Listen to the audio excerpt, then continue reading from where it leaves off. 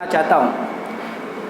صحیح الجامی کی حدیث ہے، حضرت ابو ہریرہ رضی اللہ عنہ بیان کرتے ہیں رسول اکرم صلی اللہ علیہ وسلم نے ارشاد فرمایا من یاخذ عنی هؤلاء الکلمات فیعمل بهن او یعلم من یعمل بهن، آپ صلی اللہ علیہ وسلم نے فرمایا کون ہے جو مجھ سے ان کلمات کو سیکھے، کون ہے جو مجھ سے ان کلمات کو حاصل کرے اور اس پر خود عمل کرے،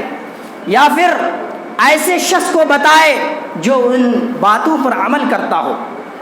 حضرت ابو ہریرہ رضی اللہ عنہ کھڑے ہوئے، اے اللہ کے رسول میں یہ ذمہ داری لیتا ہوں، میں ان باتوں کو سنوں گا، سننے کے بعد اس پر خود عمل کروں گا اور لوگوں تک پہنچاؤں گا۔ آپ صلی اللہ علیہ وسلم حضرت ابو ہریرہ رضی اللہ عنہ کے ہاتھ پکڑ لیے، پکڑنے کے بعد 5 نصیحتیں کی، نہایت ہی قیمتی نصیحتیں ہیں۔ آپ صلی اللہ علیہ وسلم نے فرمایا اتق المحارم تکن اعبد الناس، کہ تم اللہ کے حرام کردہ چیزوں سے بچو، تم لوگوں میں سب سے بڑا عبادت گزار بن جاؤ گے۔ اللہ رب العالمین نے جن کاموں کو حرام کیا ہے ان کاموں سے بچنا تمہارے لیے نہایت ہی ضروری ہے۔ اللہ کے حرام کردہ اشیاء کا ارتکاب کرو گے، سودی کاروبار کرو گے، فراڈ کرو گے، لین دین میں رشوت لو گے، تو پھر ایسی صورت میں تم عابد نہیں بن سکتے، کیونکہ عبادت کی قبولیت کا دار و مدار اکل حلال پر ہے۔ آدمی لاکھ عبادت کر لے،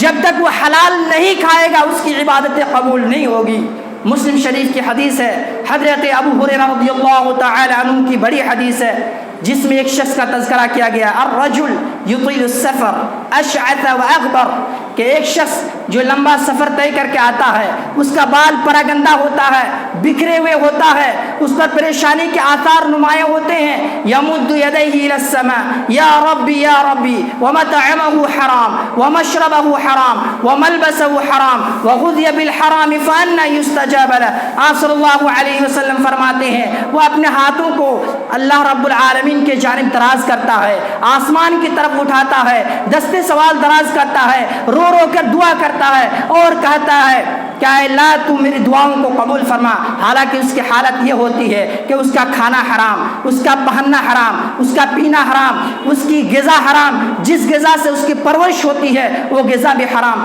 فأنى يستجاب له، تو آپ صلی اللہ علیہ وسلم نے فرمایا اس کی دعائیں کیسے قبول ہوگی، اس کی عبادتیں کیسے قبول ہوگی؟ اس لیے عبادتوں کی قبولیت کا دار و مدار اکل حلال پر ہے۔ آپ صلی اللہ علیہ وسلم نے فرمایا اتق المحارم، اللہ کے حرام کردہ اشیاء سے بچو، تم لوگوں میں سب سے زیادہ عبادت گزار ہو جاؤ گے۔ دوسری بات جو آپ صلی اللہ علیہ وسلم نے اس حدیث کے اندر فرمائی وَارْضَ بِمَا قَسَمَ اللَّهُ لَكَ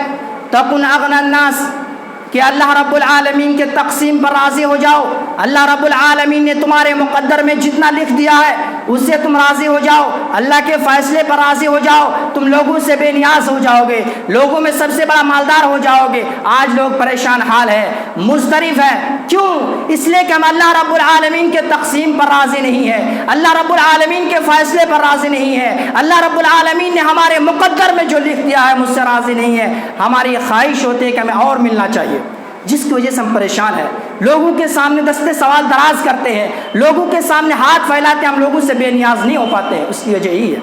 تو آپ نے فرمایا وَارْضَ بِمَا قَسَمَ اللَّهُ لَكَ تَكُنْ أَغْنَى النَّاسِ، کہ اللہ رب العالمین کے فیصلے سے راضی ہو جاؤ، تم لوگوں میں سب سے زیادہ مالدار ہو جاؤ گے، لوگوں سے تم بے نیاز ہو جاؤ گے۔ تیسری بات جو آپ صلی اللہ علیہ وسلم نے اس حدیث کے اندر کہی وَأَحْسِنْ إِلَىٰ جَارِكَ تَكُنْ مُؤْمِنًا، تم اپنے پڑوسیوں کے ساتھ اچھا سلوک کرو، مومن ہو جاؤ گے۔ آج کتنے لوگ ہیں جو اپنے پڑوسیوں کے ساتھ اچھا سلوک کرتے ہیں؟ ہر پڑوسی یہ شکوہ کرتے ہیں، ہر پڑوسی اپنی زبان کے اندر شکایت لاتے ہیں کہ ہمارے پڑوسی بہتر نہیں ہے، ہمارے پڑوسی ہمارے پر ظلم کر رہا ہے۔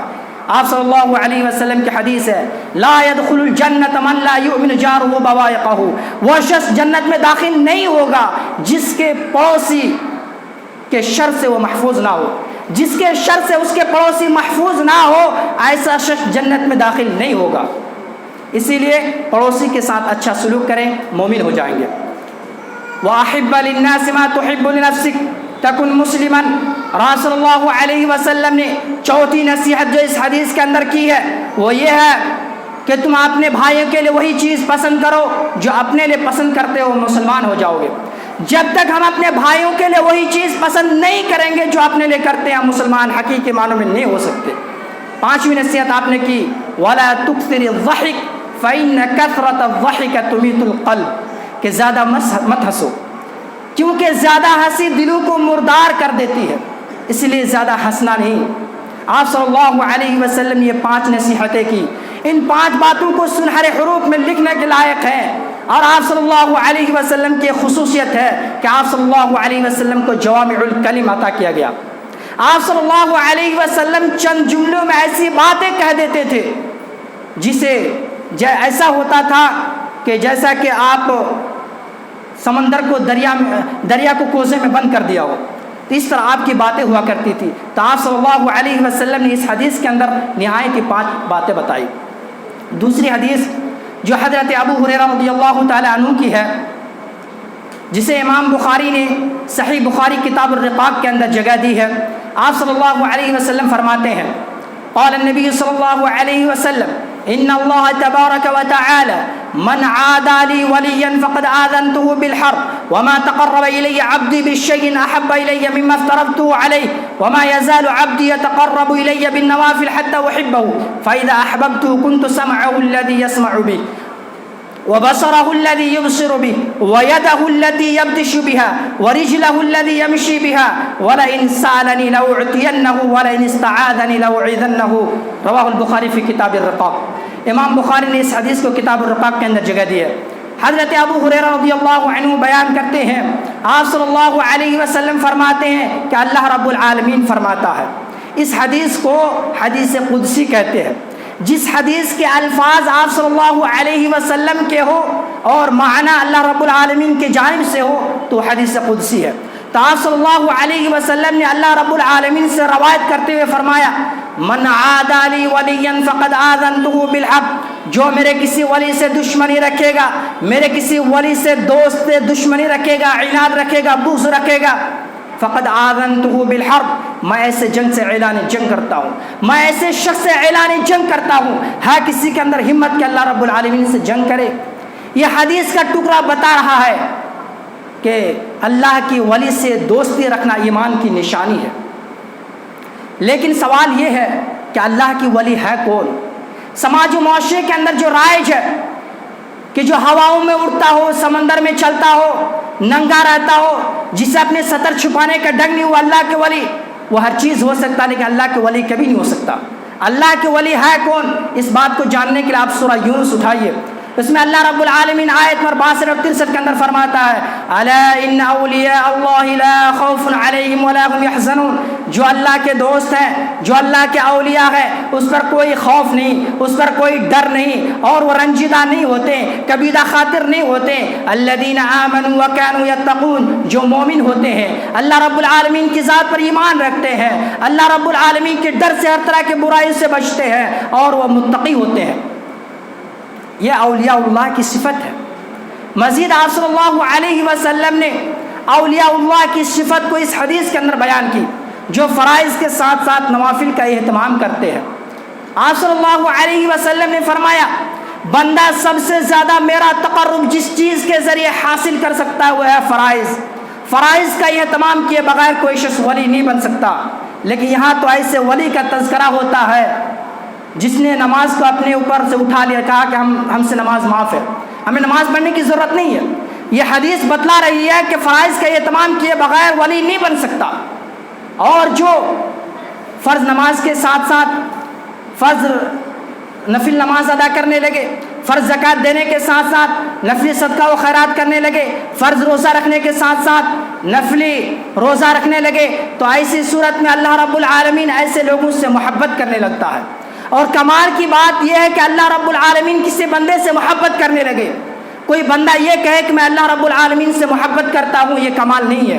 کمال اس بات پر ہے کہ اللہ رب العالمین خود کہے کہ میں بندہ سے محبت کرنے لگا ہوں، اس بندے سے۔ جب اللہ رب العالمین کسی بندے سے محبت کرنے لگتا ہے تو پھر کیا ہوتا ہے؟ آپ صلی اللہ علیہ وسلم نے فرمایا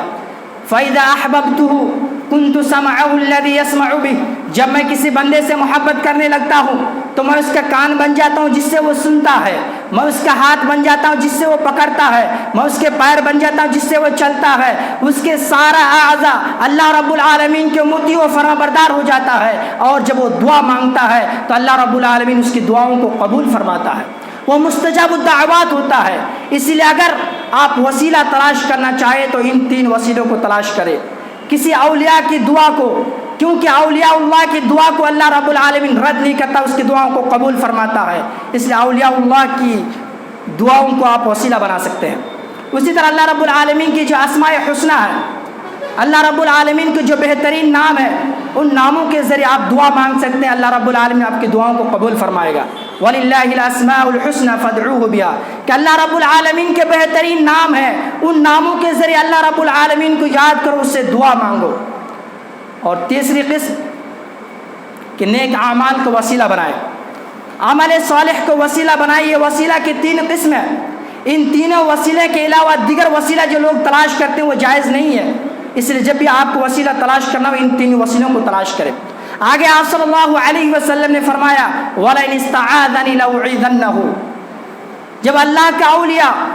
مجھ سے کوئی پناہ مانگتا ہے تو میں اس کو پناہ دیتا ہوں۔